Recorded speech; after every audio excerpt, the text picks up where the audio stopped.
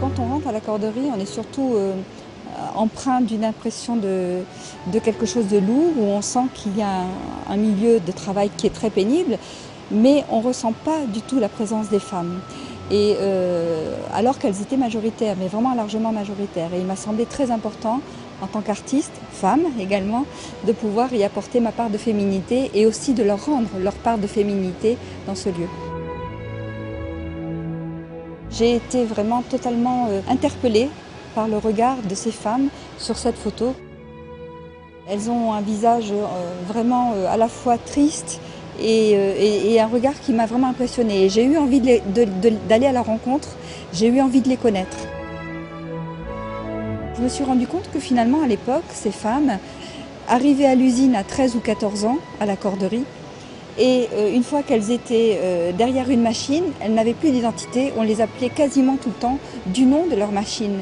Donc elles devenaient la tresseuse, la câbleuse.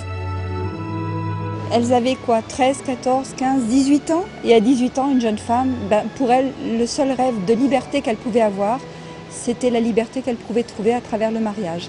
Donc elles rêvaient toutes de mariage. Et ce mariage, moi, je l'ai travaillé à ma façon, avec une vision d'artiste évidemment, mais sous forme de leitmotiv, avec ces robes blanches qu'on va retrouver tout au long des 2 étages. Porter la corderie à bout de bras, à elle seule, parce que sans elle, la corderie n'existait pas.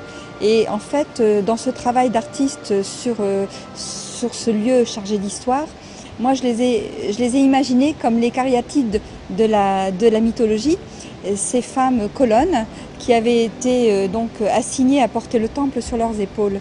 Et voilà, et bien en fait, les ouvrières de la corderie, c'était ces cariatides, c'était ces femmes colonnes qui portaient sur leurs épaules le poids de l'usine. En fait, c'est comme ça que je les vois, et c'est ainsi que je les ai représentées.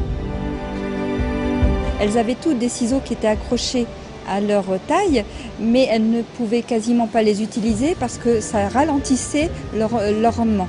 Donc pour aller plus vite, le contremaître leur demandait de couper les fils avec les mains. Et donc en coupant les fils avec les mains à grande vitesse, elles se faisaient des entailles très profondes et le sang coulait en permanence.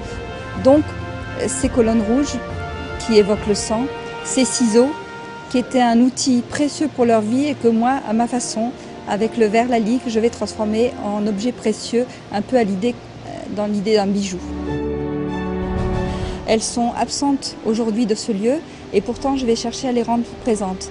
Elles ont été transparentes dans ce lieu et je vais travailler sur le verre, matériau transparent, pour essayer de rendre, paradoxalement, leur présence vivante. Si elles pouvaient voir cette exposition aujourd'hui, j'aimerais qu'elles soient fières.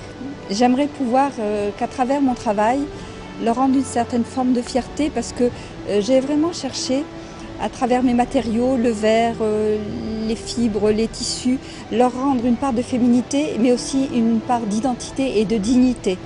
Je pense que ces femmes ont fait un travail extraordinaire, qui n'était souvent pas apprécié à leur juste valeur.